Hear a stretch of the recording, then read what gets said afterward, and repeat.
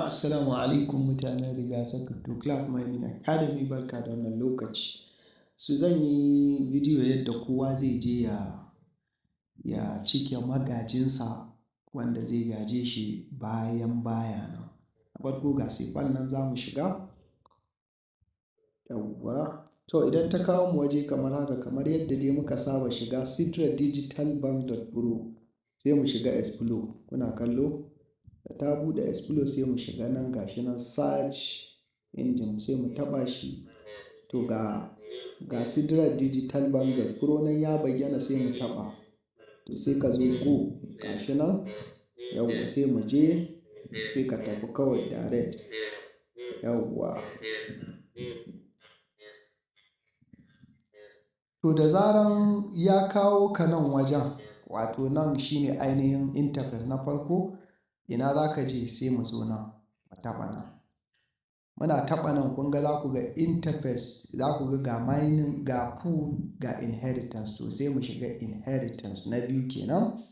To za ku ga gashi wannan shi ake ce ma proof of life. Wannan abun na yi kwanaki, na sa kwana 177 zan yi. Idan matuƙar ban zo na taɓa nan ba, to wannan zai zamanto ba lafiya kenan ko na mutu. To za su yi transferring dukiya zuwa ga magaji nan ne kenan hiya. To kun ga yanzu ni na kunna amma ban riga na cike magaji ba. Kun ga dukiyoyin da take ciki estate snapshot, ga dukiyar nan $1,549.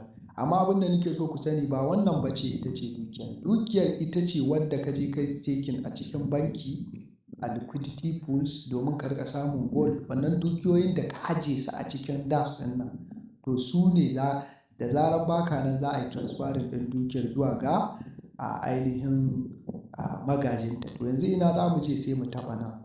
Nan ne wajen da za ka cike gado ɗin wanda zai gaje ka. Sai ka sa ajiya, ka sa magaji a nan. To kun ga details ɗin magaji. To bari mu cike. Yawwa. To masha Allah. To kun gani yanzu gashi nan. Dama ya zamanto kana da wallet address ɗin wannan magajin. Kuna kallo ko? Kun ga na fita, bari to ƙara cika. Yawwa gashi muna cikawa. Sai ka zaɓi shekaru. Sai mu sa a nan. Yawwa 5. Sai ka set. Kun gani sai ka sa share ɗin a nan nawa za ka sa. Sai ka dawo da share ɗin kan nan sai ka sa 100% mu muke so mu sa. A nan email da ka sa na mutum. A nan za ka sa email ne na magajinka. Sai mu sa gashi nan. Za mu ɗauka. Kun ga mun sa email ɗin. Da zarar ka sa email ɗin nan a nan, za ka ga duka sauran email ɗin sun bayyana. To me za ka yi? Sai ka paste ainihin wallet address ɗin da ka ƙaƙo na magaji. Sai ka sa a nan. Gashi nan za mu paste.